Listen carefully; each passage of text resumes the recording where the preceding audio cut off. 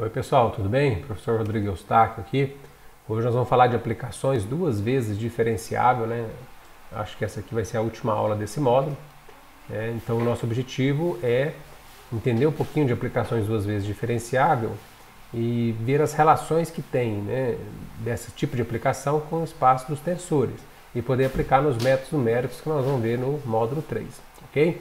Então vamos lá, sem muita enrolação. Bom, aqui para início de conversa, já vamos pegar essa f aí diferenciável, tá? Não está escrito no slide, mas ela é diferenciável, ok? Então ela está saindo aqui do espaço Rn para o Rn, ok? Deixa eu só ajustar aqui o meu ponteiro, que eu esqueci. Vou colocar aqui, ó, isso, né? Então está saindo do Rm para o Rn. Aqui vale a gente considerar algumas coisas aqui para a gente relembrar, né, do que nós vimos lá no módulo 1 de revisão, ok? Nós temos um conjunto aberto, né, e nós estamos pegando um A pertencente a esse conjunto, ok? Então nós vimos o que, né? Bom, a derivada, né, no ponto A, nós vimos que ela é uma transformação linear, né? Então ela está no espaço L, Rn para o Rn. Esse espaço é o espaço de quê? É o espaço das transformações lineares. Então veja, nós podemos ver nós podemos ver a derivada como uma transformação linear e trabalhar com transformação linear. Ou, né, nós vimos também que esses espaços eles são isomorfos, né?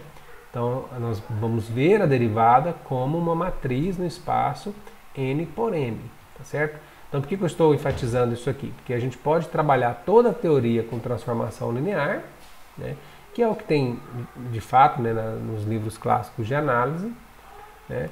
E também nós podemos trabalhar com a derivada como sendo uma matriz, né? Que é a matriz que representa essa transformação linear, que nós já conversamos sobre isso também, que ela depende das bases, tá? Então se a gente está trabalhando com base canônica, né, essa matriz aqui é a matriz jacobiana, ok? Perfeito, então. Então vamos lá, vamos caminhar devagarinho aqui para a gente poder entender o que a gente vai fazer. Bom, então aqui está dizendo o que, né? Então veja, f' de A, que é a derivada no ponto A, né, é uma matriz, perfeito. Ou é uma transformação linear, da forma que você queira enxergar, tá? Mas o fato é que para cada ponto A que está em U, você define, né, uma transformação linear, que é o f' de A. Ou seja, aqui você define o operador f', né?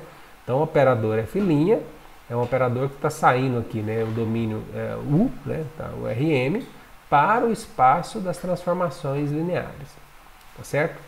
Então veja só, né, o operador f' está saindo de U, que está em Rm, para o espaço das transformações lineares. É claro, né, deixa eu puxar aqui, você poderia definir muito bem, né, o f', um operador que está saindo do Rm, né, ou do U, né, que está no Rm, para o espaço das matrizes. Também estaria certo, não tem problema nenhum, né? Então a gente está definindo dessa maneira aqui, ou você pode definir, né, f' saindo do Rm para o espaço das transformações lineares, de Rm para o Rm, né? Ok, tranquilo isso aí, né? Bom, então significa o quê? Né? Que dado um azinho aqui no Rm, você vai lá e calcula f' de A. Então f' de A está nesse conjunto, né? Ou você pode olhar f' de A pertencente a esse conjunto aqui, que é o conjunto do espaço das matrizes. Perfeito? Então aqui só para a gente, né, falar a mesma língua aqui. Então vamos lá, né? Bom, então o que é uma função duas vezes diferenciável, né? Bom, como o próprio nome já induz, né, a função tem que ser diferenciável e a primeira derivada é diferenciável, tá certo? Essa é a definição clássica de dizer que uma função f é duas vezes diferenciável, tá? Então vamos ver, né? Função duas vezes diferenciável. Então a gente está pedindo que a f seja diferenciável, né? Comentei isso no início da aula. Mas agora nós estamos pedindo que esse operador aqui, né, que é o operador derivada, seja diferenciável em A. Tá certo? Essa é a definição clássica, né? Então aqui, por enquanto, a gente está olhando, né, o operador f' com contradomínio no espaço das transformações lineares, tá? Bom, mas já que f' então é diferenciável em A, você vai aplicar a definição de diferenciabilidade que nós vimos no módulo 1, tá? Significa o quê? Que existe uma transformação linear que cumpre a ideia do limite igual a zero, aquele limite, né, da boa aproximação linear. Quer dizer, existe então uma boa aproximação linear para a função f', tá certo? Então a gente caminha um pouquinho mais aqui, tá? Então essa transformação linear, estou chamando aqui de t, está saindo do Rm para o espaço das transformações lineares, tá certo? Cumprindo o quê? Cumprindo a condição daquele limite igual a zero. Que limite é esse? Vamos lembrar, né? O limite da diferença entre a f', agora no caso, menos a aproximação linear para o f', tá certo? E da mesma forma que nós vimos lá no módulo 1, este t aqui, ela é chamada a derivada da função. Qual função? A função f'. Então por isso que esse t nós vamos chamar de derivada segunda da função f, tá certo? É só uma generalização do que a gente aprende no curso de cálculo tradicional, tá?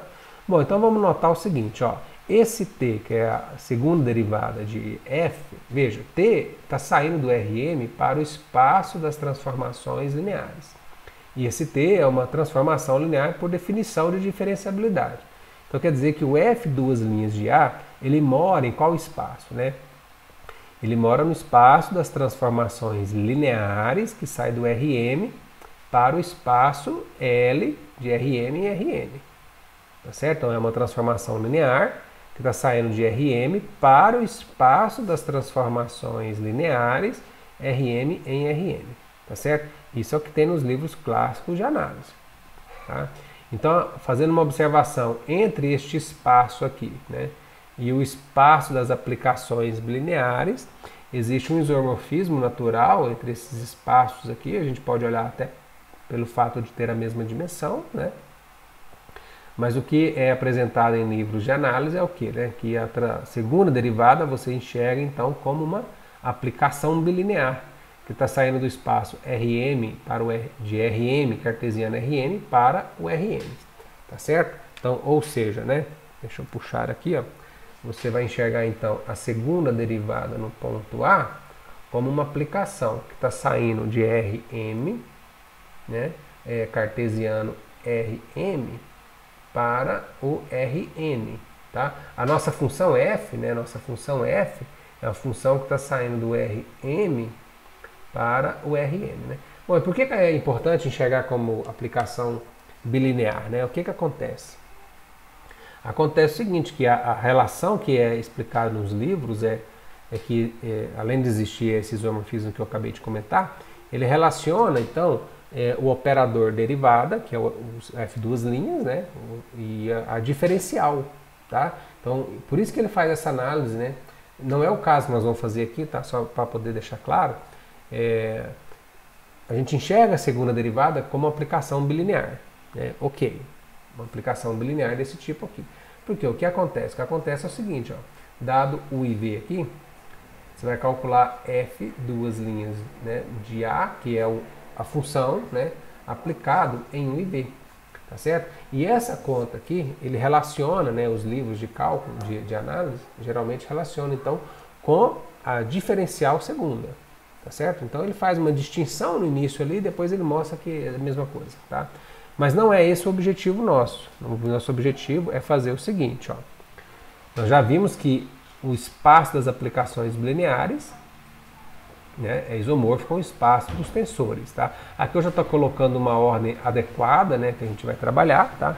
No espaço Rn por N por N, tá certo? Então você pode olhar aqui, ó, nós temos aqui N funções coordenadas, tá? Você tem lá F1, F2, F3, Fn, né?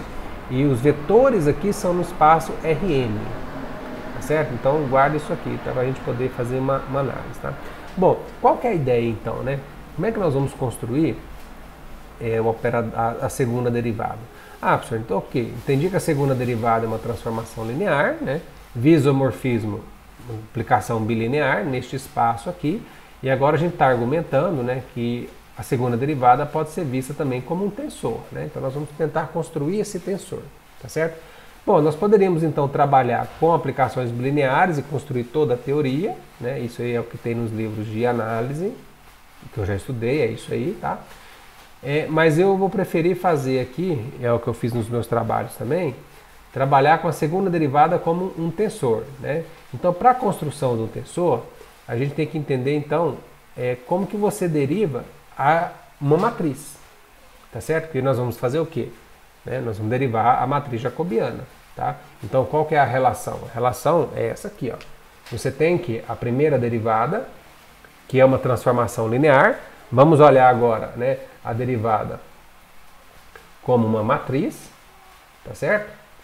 Então é lógico, né? Então quer dizer que se eu fizer a derivada dessa matriz, que é uma função, eu vou ter o quê? Eu vou ter o meu tensor, ok? Então o que eu quero discutir com vocês é como é que nós vamos fazer esta derivada aqui, ó, tá? Então vamos lá com bastante calma aqui para a gente fazer certinho aqui, tá? Então vamos ver. Bom, essa parte teórica aqui está no livro do Golub, né? Matrix Computation, que significa o que nessa definição aqui, ó? Definição de diferenciação, tá? Aqui está na terceira edição, que é a terceira edição é que eu tenho, mas tem edição mais nova e mais completa, tá? Então a gente está aqui com uma função A, né? Esse A aqui, pessoal, você pode ver na definição aqui, né? A de alfa, então tem umas entradas aqui A e J. Eu vou colocar na anotação padrão aqui, que é a anotação que eu prefiro, tá? Para ficar claro o que é o domínio, o que é o contradomínio. A função A está saindo do R para o espaço Rn por M. Aqui está trocado aqui, tá? Eu estou usando a anotação, bom, enfim, né? Troquei o N por M aqui, mas não tem problema, só para entender o que a gente está falando. Então, dado um alfa, você calcula A de alfa, tá? A de alfa vai dar uma matriz, né? E as entradas da matriz são representadas por A e J alfa, ok? Tá, e o que ele está dizendo na definição, é claro que essa definição aqui, pessoal, a gente pode generalizar via isomorfismo com funções de, sei lá, Rn para o Rm, pode trabalhar do jeito que quiser aqui que dá certo, tá? Então voltando aqui, ó, ele está dizendo o quê? A derivada de A, de alfa, né, aplicado no ponto alfa, é basicamente as derivadas das funções coordenadas. Tá? É o que acontece de funções de Rn para o Rm, né? Se você derivar uma função de Rn para o Rm, você tem as derivadas das funções coordenadas. Aqui é a mesma coisa, tá? As funções coordenadas são as entradas das matrizes, tá certo? Então tá aqui, ó. A' de alfa é A e J' de alfa, que é uma matriz, tá certo? Ou seja, né, você está derivando essa função aqui então, tá? Essa função, e a derivada vai dar uma matriz. Então o alfa está saindo dos reais, tá? Bom, agora a gente quer uma forma de generalizar isso aqui. Para generalizar, nós vamos sair de um outro espaço aqui, que nós vamos colocar o RP aqui, tá? Tá aqui, ó, RP. Agora já não vamos sair de reais, vamos sair do espaço RP. Ou seja, né, dado um vetor U no RP, você vai calcular A de U. A de U vai dar uma matriz. As entradas das matrizes da matriz é A e J, só que A e J aplicada em U. Tá certo? Então perceba que isso aqui é uma generalização da função A. Agora nós vamos fazer uma generalização da derivada. É isso que a gente quer, nesse exemplo aqui, tá? Então perceba, as funções A e J agora são funções de RP em R. Né? A e J são funções que está saindo RP em R. Então, dado U em RP, você calcula A e J de U, que é um número real. Perfeito. Vamos devagarinho aqui. Bom, mas o que é a derivada das componentes, né, das coordenadas A e J? É o vetor gradiente, né? E o vetor gradiente está no RP. Tá? Então, generalizando aquela definição que nós mostramos agora, né, a derivada do operador A, né, A' de U, é o quê? Os elementos dessa derivada são a derivada das coordenadas A e J. Só que as derivadas das coordenadas A e J é o gradiente. Tá? Então perceba aqui, ó, vamos voltar aqui um pouquinho. Vamos voltar aqui um pouquinho que eu acho que vale a pena a gente conversar sobre isso. Ó. O que nós tínhamos é assim, ó, A que sai do R para Rn em Rm. Certo? É o que nós temos lá na definição do livro. Né? Então, já aplicando aqui, ó, a' de U é a derivada das coordenadas, que é alfa, tá? Que é as entradas das matrizes. Agora, a gente está generalizando da seguinte maneira. A do RP para Rn por M, tá? Então, a' de U, que é um vetor no RP, é formado também pelas derivadas das componentes, né, das coordenadas. Só que as coordenadas são funções que saem do RP para o R, né? Então você tem aqui as derivadas então formadas pelos gradientes. Ok? Eu acho que faz sentido a gente pensar dessa maneira, não faz? Tá? Então vamos voltar aqui. Isso, perfeito. Então vamos lá, vamos ver o que acontece aqui então. Vou dar um exemplo aqui de um operador A que está saindo do R3 para o R2 por 2. Então, dado um vetor U, você constrói uma matriz 2 por 2. Tá? Então o que está sendo dito aqui é o seguinte, pessoal. Eu quero calcular a linha de U. Tá? A linha de U. Então vamos com calma aqui agora. Ó. Deixa eu puxar aqui. A linha de U, pela generalização que nós fizemos, é o gradiente de cada componente. Bom, mas gradiente é um vetor, né? E nós temos 4 elementos para analisar aqui. Então, a maneira que nós vamos distribuir este vetor vai ser o seguinte. Ó. Você tem aqui a função coordenada A11, você vai fazer o gradiente. O gradiente, neste caso aqui, é o elemento que está no R3, tá? Então você vai dispor os elementos aqui, ó. Tá, ó, segue o meu cursor aqui, ó. Você vai colocar os elementos aqui num vetor de profundidade. Esse vetor de profundidade é o tubo do tensor. É o tubo do tensor, tá? Então vou fazer aqui um elemento, ó. Tá aqui, ó. Derivada de A11 na direção de E1, que é a primeira componente. A segunda componente está atrás, tá? E2 aqui, ó, dá para ver, ó. E2 e a terceira componente está atrás. Então aqui você formou um tubo do tensor. Aí você vai fazer a mesma coisa com os outros 3 elementos, tá certo? Então, em relação à função A21, você fez a derivada de A21. A derivada de A21 é o vetor gradiente, tá certo? Vai fazer a mesma coisa com as outras duas funções, A12 e A22. Então você percebe aqui que você tem um tensor bem definido aqui, tá certo? É claro que a gente tem que agora organizar os elementos, tá? Mas a gente já vai fazer isso já daqui a pouco, tá? Então nós temos aqui um tensor, tá? Então o que é a linha de U? Nesse caso aqui, a linha de U é um tensor, tá? Então aqui, só para deixar claro, né, o operador A que nós construímos está saindo do R3 para R2 por 2. Não, está travando não, tá certo aqui. R3, R2 por 2, isso. Beleza, isso, tá certo. Então, a linha de U, vocês podem perceber então que é um tensor 2, né, 2 por 2 por 3. Ou seja, você tem 3 camadas frontais do tipo 2 por 2. Ou você tem duas camadas horizontais do tamanho 2 por 3.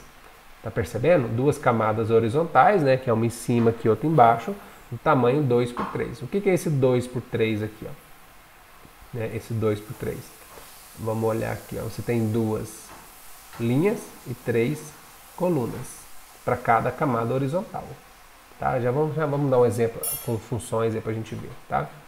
Então tá aqui, ó, a linha de U, nesse espaço aqui, você tem então N por P. Este P aqui se representa o P que está aqui, ó, tá? É o número de variáveis. Perfeito? Então vamos seguindo em frente. Tá? Ah, aqui está faltando ainda, né, definir aqui, ó. Isso aqui que é importante a gente olhar, né, pessoal, para a gente poder relacionar com a jacobiana, ó. A linha de U aqui na posição IJK, né? Bom, esse IJ representa a posição do elemento, tá certo? E o K vai ser a direção que você está derivando. Primeira variável, segunda variável, ou direção de E1, direção de E2 e assim por diante. Tá ok? Bom, vai ficar mais claro aqui no exemplo, ó. Então aqui nós temos assim, ó, F, R2 em R3. R2 em R3. Então, o operador F'. O operador F' está saindo do R2 para o R3 por 2. Então veja que aqui eu já não estou usando a notação de transformação linear. Estou usando a notação de matriz, tá? Então eu já estou olhando aqui, ó, que para cada elemento no R2, o F' desse elemento vai ser a matriz, tá certo? E aqui eu já estou sem perda de generalidade nenhuma, olhando as bases canônicas, tá? Então para nós aqui vai ser a matriz jacobiana, ok? Bom, então nós temos aqui, ó, nesse exemplo, nós temos aqui a matriz jacobiana. Aqui eu já estou sendo um pouco mais rigoroso na notação, aceitando as sugestões de vocês aqui. né? Então, os vetores são vetores coluna, né? Então, aqui o gradiente da F1 transposto, para dizer que o gradiente que eu estou colocando na linha, tá? Então, veja, nós temos três funções coordenadas, F1, F2 e F3, tá claro aqui, ó, né? E você tem duas variáveis somente, tá? Então, ou seja, o vetor U está no R2. Então, você fez gradiente da função F1, gradiente da função F2, gradiente da função F3 e dispôs os elementos aqui em linhas. Tá? Então tá aqui, ó. Primeira linha, o gradiente da F1. Tá bem claro isso aqui, né? Mas vale a pena a gente reforçar um pouco, né? Gradiente da F2, gradiente da F3. Perfeito? Então veja, nós vamos fazer o que nós fizemos com o operador A agora há pouco, nós vamos fazer com o operador F', a mesma continha, a mesma coisa, tá? Então vamos fazer apenas com a primeira linha, porque as outras linhas são semelhantes aqui, tá? Bom, o que a gente quer fazer? A gente quer calcular a derivada de F'. Então, a F' de U está aqui, né? Então, o que você vai fazer? Você vai derivar a entrada. A entrada aqui, ó, está na posição A11. Então, você vai derivar a entrada e vai colocar, vai dispor os elementos num tubo. Aqui é a mesma coisa, ó, elemento 1, 2, tá percebendo? Primeira linha, segunda coluna. Segue o mouse aqui, ó. Primeira linha, segunda coluna. Vai dispor a derivada, que é um vetor gradiente. Porque as coordenadas aqui, né, pessoal, as derivadas parciais, os alunos que às vezes ficam um pouco confusos, olha, as derivadas parciais, vamos colocar F1 aqui só para você entender. Isso aqui são funções, né? São funções, está saindo do Rn, né, a Rm aqui no caso, para o R. Tá certo? Então, você tem que fazer o quê? Tem que fazer o gradiente desta função aqui, ó. Então, o gradiente desta função é que você vai colocar aqui no tubo. Você vai pegar essa função, vai derivar e colocar no tubo. Vai pegar essa função, vai derivar e colocar no tubo. Ok? Então, vamos ver aqui, ó. Aqui já vamos padronizar a notação, né? Para não ter erro, ó. Deixa eu voltar na figura. Aqui, ó. Então, você tem a função F1 e... Vou colocar EJ aqui, tá bom? Para enxergar aqui, não dá, gente? Ó, EJ. Aí você quer derivar isso aqui na direção de EK. Então veja, ó, você está derivando na direção de EK, a derivada parcial de F1 na direção de EJ. Então a notação é a notação clássica de cálculo. Derivada de F1, está derivando duas vezes. Então a notação que a gente vai usar é essa aqui, ó, direção de EK, direção de EJ. Ah, professor, mas não é a mesma coisa aqui colocar EJ, EK? Não é a mesma coisa. Tá? Isso aqui é comum a gente perceber erros desse tipo aqui, tá? Porque veja, mas eu aprendi que as derivadas mistas são iguais. Isso é o teorema chamado teorema de Schwarz, só que ele tem uma hipótese, né? Não é assim, são iguais. Se precisar de um contra-exemplo, eu mostro para vocês aqui tranquilamente, tá? Beleza, então se alguém precisar de algum contra-exemplo, eu mostro, né? Que as derivadas mistas nem sempre são iguais, tá? A gente já vai discutir a hipótese sobre isso aqui, tá? Então vamos lá, ó. Então aqui, ok, né? Então eu fiz a derivada dessa função na direção de E1, que é esse primeiro cara aqui, ó. Agora eu vou fazer a direção de E2, que é a segunda variável. Está aqui, ó. Eu deixei transparente para poder aparecer aqui, ó, tá vendo? E2, tá certo? Então eu não vou trocar isso aqui não. É nessa posição que a gente quer, tá? Perfeito. Então, agora vamos pegar a segunda componente, vamos fazer a derivada na direção de E1, está aqui. Agora vou fazer na derivada de E2, está aqui. Ou seja, você construiu a primeira camada horizontal, tá certo? Construímos a primeira camada horizontal. E daí você vai fazer a mesma coisa, né, com a função F2 e com a função F3. E aí você vai ter um tensor aqui. Tudo bem? Eu acho que essa parte já ficou claro, né? Que você vai ter um tensor aqui de que tamanho? Hein? 3 por 2 por 2. Tá? 3 por 2 por 2. Então, beleza. Vamos discutir algumas coisas aqui, ó, né? Os elementos do tensor. Como é que a gente vai ver os elementos, né? Então, veja, ó, esse elemento aqui é o A11 da jacobiana. Tá certo? Ok. Então, A11 da jacobiana entra aqui, ó, 1, 1. Tá? Esse 1 aqui é relacionado à derivada na direção de E1. Você pode ver aqui, ó, direção de E2, o 2 entrou aqui, tá?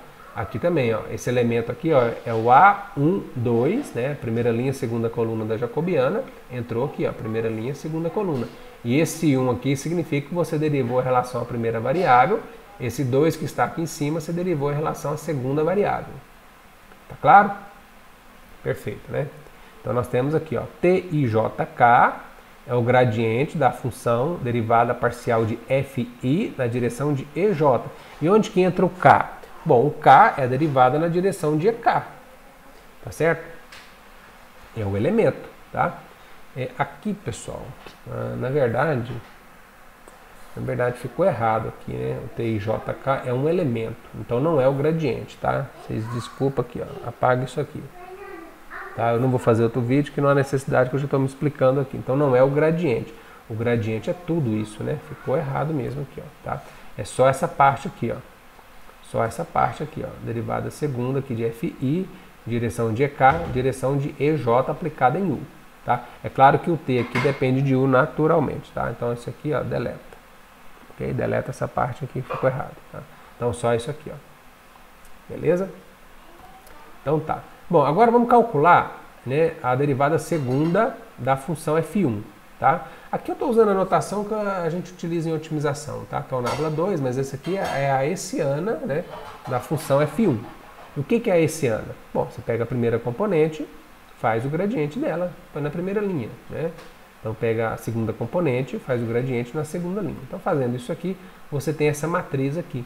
Agora dá uma olhada nessa matriz, dá uma olhada na camada horizontal. É a mesma coisa, tá certo?